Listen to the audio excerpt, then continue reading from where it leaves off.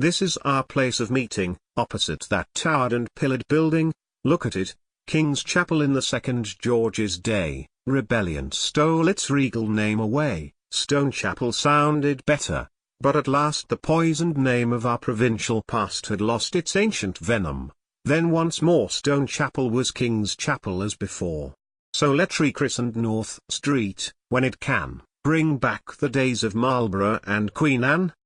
Next the old church you're wandering I will meet a granite pile that stares upon the street, our civic temple. Slanderous tongues have said its shape was modelled from St. Botolph's head. Lofty, but narrow. Jealous passers-by say Boston always held her head too high. Turn halfway round, and let your look survey the white facade that gleams across the way. The many-windowed building, tall and wide. The palace inn that shows its northern side in grateful shadow when the sunbeams beat the granite wall in summer's scorching heat. This is the place. Whether its name you spell tavern, or caravanser, or hotel, would I could steal its echoes. You should find such store of vanished pleasures brought to mind, such feasts, the laughs of many a jocund hour that shook the mortar from King George's tower, such guests. What famous names its record boasts, whose owners wander in the mob of ghosts, such stories. Every beam and plank is filled with juicy wit the joyous talkers spilled, ready to ooze. As once the mountain pine the floors are laid with oozed its turpentine. A month had flitted since the club had met. The day came round, I found the table set, the waiters lounging round the marble stairs, empty as yet the double row of chairs. I was a full half hour before the rest, alone. The banquet chamber's single guest, so from the table's side a chair I took, and having neither company nor book to keep me waking, by degrees there crept a torpor over me. In short, I slept loosed from its chain. Along the wrecks-drowned track of the dead years my soul goes travelling back. My ghosts take on their robes of flesh. It seems dreaming is life. Nay, life less life than dreams. So real are the shapes that meet my eyes, they bring no sense of wonder, no surprise, no hint of other than an earth-born source. All seems plain daylight, everything of course. How dim the colours are, how poor and faint this palette of weak words with which I paint. Here sit my friends. If I could fix them so as to my eyes they seem, my page would glow like a queen's missile, warm as if the brush of Titian or Velasquez brought the flush of life into their features. Ay de me, if syllables were pigments, you should see such breathing portraitures as never man found in the Pitti or the Vatican. Here sits our poet laureate, if you will. Long has he worn the wreath, and wears it still. Dead? Nay, not so. And yet they say his bust looks down on marbles covering royal dust. Kings by the grace of God, or nature's grace. Dead? No. Alive. I see him in his place, full-featured, with the bloom that heaven denies her children, pinched by cold New England skies. Too often, while the nursery's happy, a few win from a summer cloud its roseate hue. Kind, soft-voiced, gentle, in his eye there shines the ray serene that filled Evangeline's. Modest he seems, not shy, content to wait amid the noisy clamour of debate, the looked-for moment when a peaceful word smooths the rough ripples louder tongues have stirred. In every tone I mark his tender grace, and all his poems hinted in his face.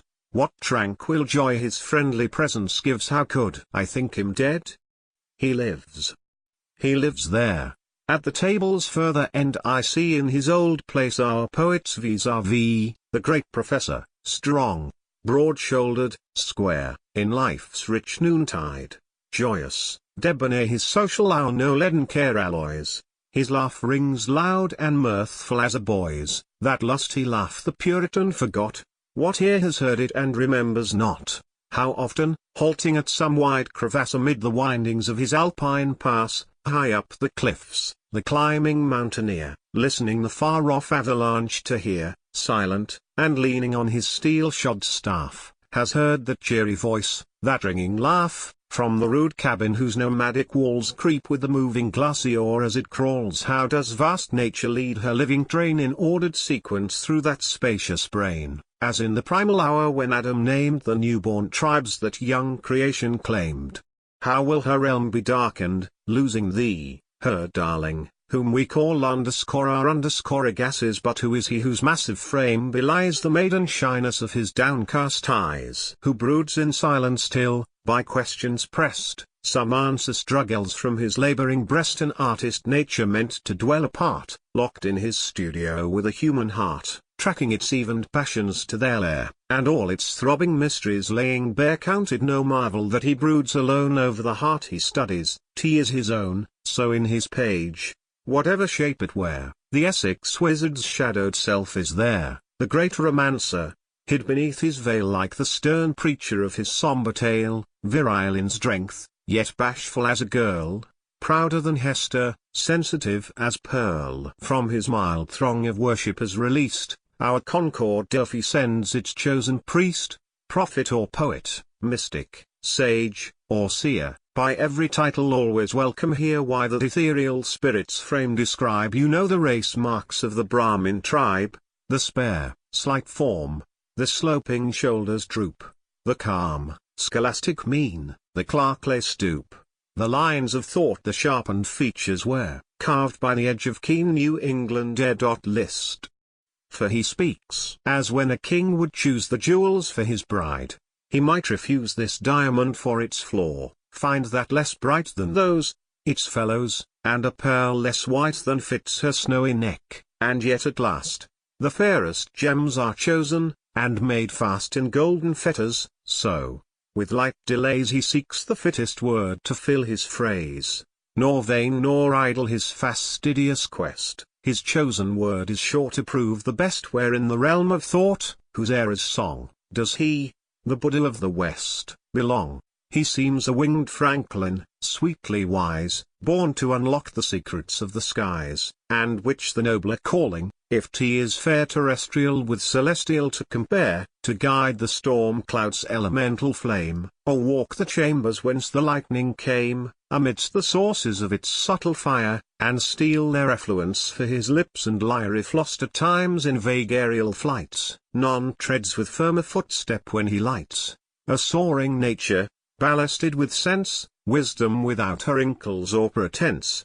In every Bible he has faith to read, and every altar helps to shape his creed. Ask you what name this prisoned spirit bears, while with ourselves this fleeting breath it shares, till angels greet him with a sweeter one in heaven. On earth we call him Emerson. I start, I wake, the vision is withdrawn, its figures fading like the stars at dawn. Crossed from the roll of life their cherished names, and memories pictures fading in their frames. Yet life is lovelier for these transient gleams of buried friendships. Blessed is he who dreams,